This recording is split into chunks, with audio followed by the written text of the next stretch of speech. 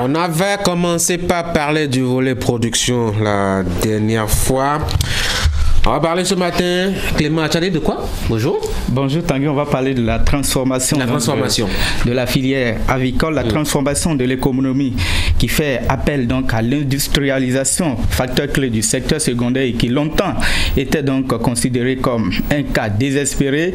Au Bénin Tanguy, le secteur avicole connaît donc de véritables avancées avec l'avènement et surtout le boom qu'a connu la production de la volaille, une augmentation de la production qui pourrait induire donc la transformation économique rapide et soutenue, mais déjà une exception avec une innovation d'un groupe de producteurs qui veulent donc changer la donne. On se met ensemble pour créer une usine et pour produire de la saucisse avec de la volaille. Justement, et à propos, vous avez fait une réalisation qu'on va découvrir justement.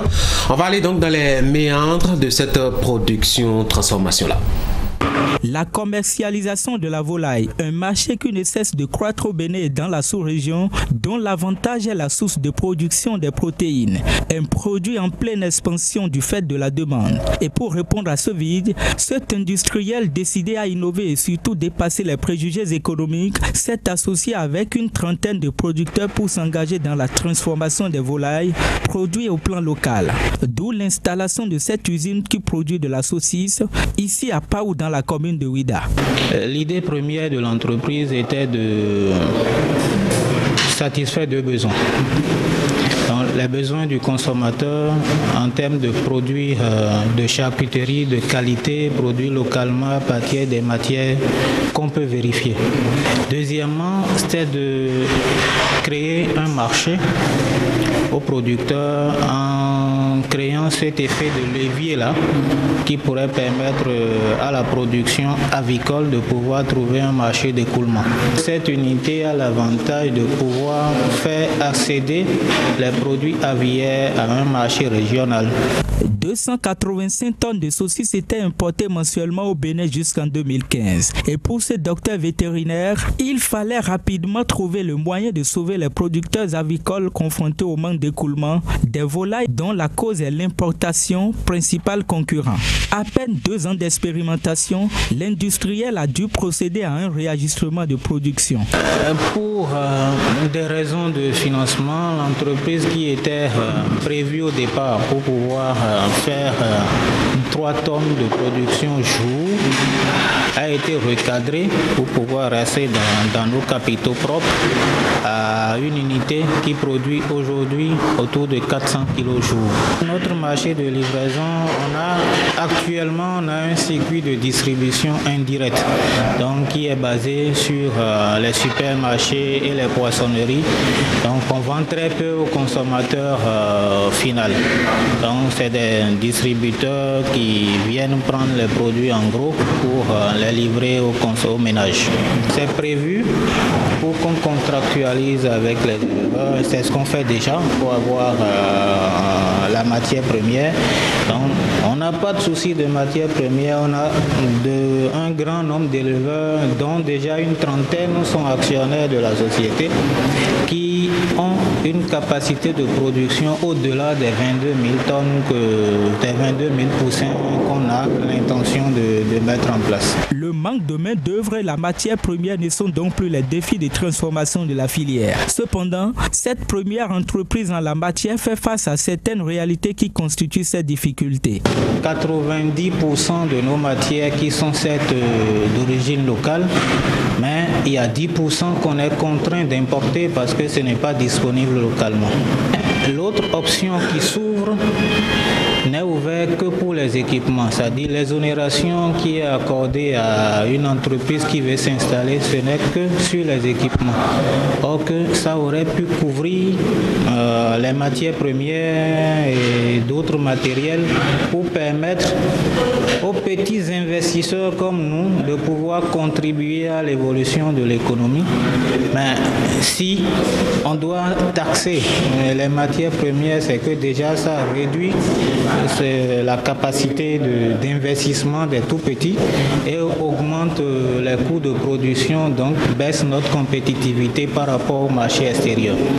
Un projet dimensionné pour être à 2 tonnes jour a été recadré à 400 kg jour.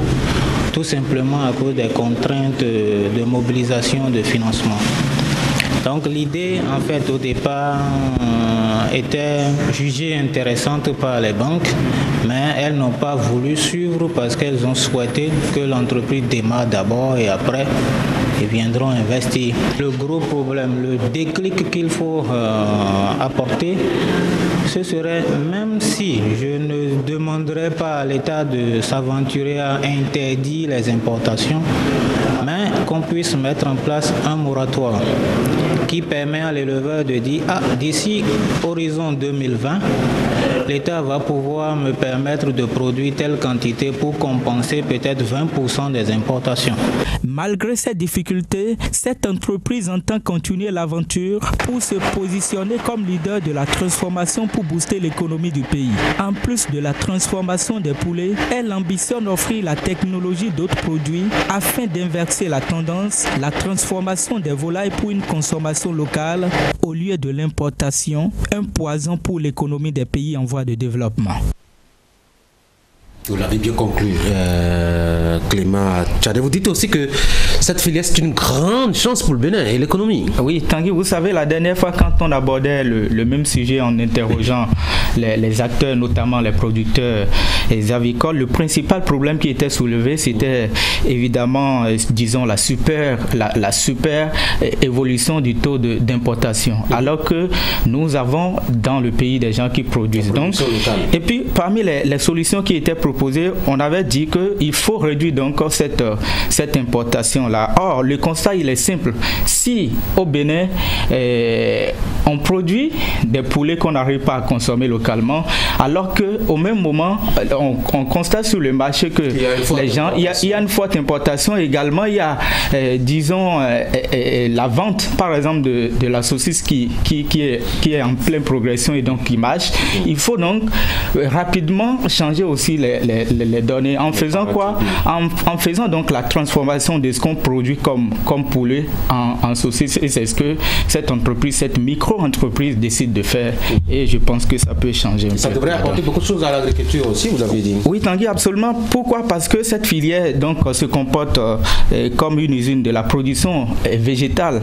Le maïs est produit, le blé est aussi produit, le soja et j'en passe sont donc transformés chez l'animal et en retour consommés chez l'homme, parce que ce sont des produits que les éleveurs, les producteurs agricoles utilisent donc pour entretenir leur élevage et tout. Et donc un producteur qui a par exemple 100 poulets, donc avoir logiquement disons 1000 kg de maïs ou de soja, donc ça veut dire qu'investir aujourd'hui dans disons la production avicole et la transformation même, c'est tout simplement disons grimper toutes les chaînes, faire grimper toutes les chaînes, parce que le producteur du maïs va trouver son compte et le producteur du soja va aussi trouver son compte. Et donc il faut aujourd'hui passer aux réformes comme l'a annoncé bien le gouvernement dans son programme d'action. Et puis le principal souci des transformateurs et des producteurs aujourd'hui, c'est l'accès au financement. Oui, c'est la grosse difficulté, hein, le gros défi parfois à relever.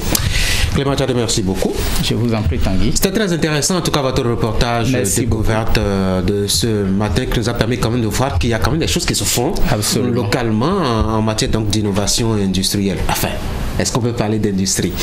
Merci encore une fois. Bonne journée, Clément Tchadé. On se voit mercredi prochain si tout allait bien et dans l'ordre. Mesdames et